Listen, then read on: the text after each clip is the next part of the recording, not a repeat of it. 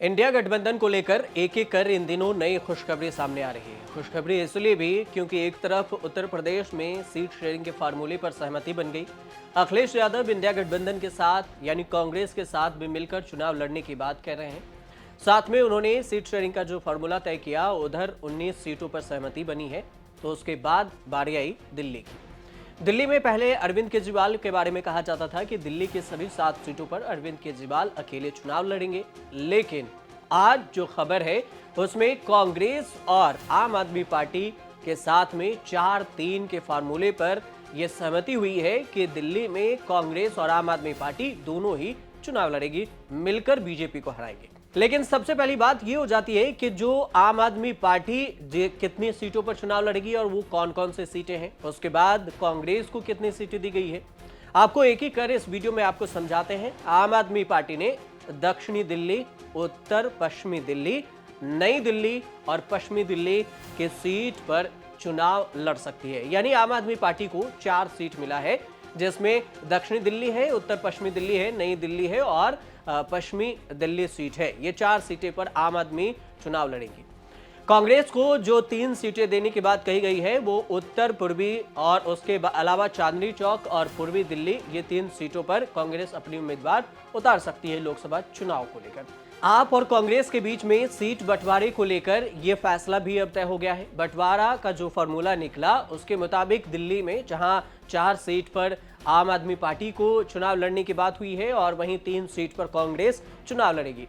लेकिन इसके अलावे सवाल ये उठता है कि इसके अलावे जो सीटें हैं, जैसे कि आम आदमी पार्टी और कांग्रेस के बीच में हरियाणा, पंजाब, चंडीगढ़, क्योंकि पंजाब और चंडीगढ़ की सीटों को लेकर अरविंद केजरीवाल ने पहले कहा था कि पंजाब की 13 सीटें और चंडीगढ़ की 1 सीटें, कुल हो जाती है 14 सीटें। 14 सीटों पर हम अकेले चुनाव लड़ेंगे। लेकिन अभी तक पंजाब और उसके अलावा हरियाणा की सीटों पर भी फैसला नहीं हुआ है, उसके अलावा चंडीगढ़ की सीटों पर भी फैसला नहीं हुआ है।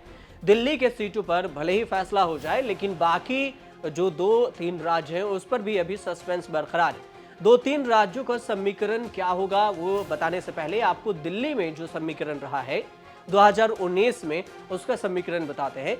दिल्ली में कांग्रेस और बीजेपी, इसके अलावा आम आदमी पार्टी, तीनों ने जो पिछली बार लोकसभा चुनाव हुई थी उसमें अपना कुछ खास परफॉर्मेंस नहीं दिखा पाई थी।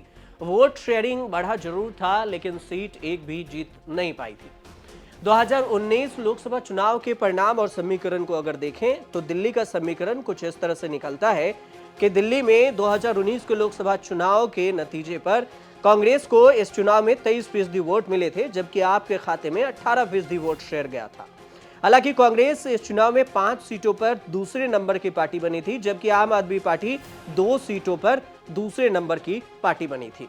यानी 2019 में 5 सीटों पर कांग्रेस को बढ़त थी और आम आदमी पार्टी को सिर्फ 2 सीटों पर बढ़त मिली थी, लेकिन एक भी सीट जीत नहीं पाई थी। सातों के साथ दिल्ली के 7 सीट बीजेपी के खाते में गई थी।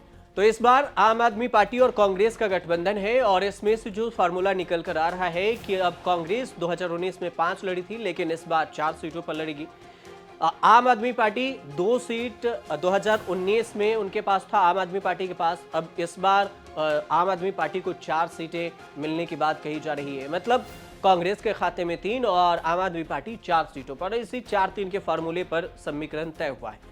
हरियाणा की बात करें तो हरियाणा की 10 सीटों में से कांग्रेस आम आदमी पार्टी को 1 सीट देने के मूड में है, तो वहीं गुजरात की लोकसभा सीटों पर 26 सीटों में से 2 सीटें ऐसी है जिसे आम आदमी पार्टी को कांग्रेस देने के लिए तैयार है। इसकी आधिकारिक घोषणा अभी नहीं हुई है, लेकिन इसकी बात ये हो रही है कि अभी जल्द ही ये घोषणा कर दी जाएगी।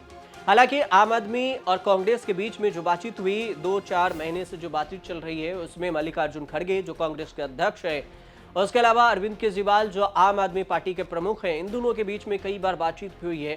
और जब से आम आदमी पार्टी की तरफ से संजय सिंह, मनीष सिसोदिया, उसके बाद सत्येंद्र जैन को ईडी ने गिरफ्तार किया, बीजेपी की तरफ से छापेमारी हुई, तब से अरविंद केजरीवाल भी बीजेपी पर हमलावर रहे हैं, कांग्रेस भी हमलावर रही है। इंडिया गठबंधन मिलकर, विपक्ष एक साथ मिलकर बीजेपी पर लगातार हमलावर भी है। लेकिन देखने वाली बात ये होगी कि क्या अगर सीट शेयरिंग का फार्मूला तय होता है तो उस पर कांग्रेस और आम आदमी पार्टी कितने सीट निकाल पाती है, या फिर बीजेपी 7 सीटों पर इस बार भी कब्जा करती है।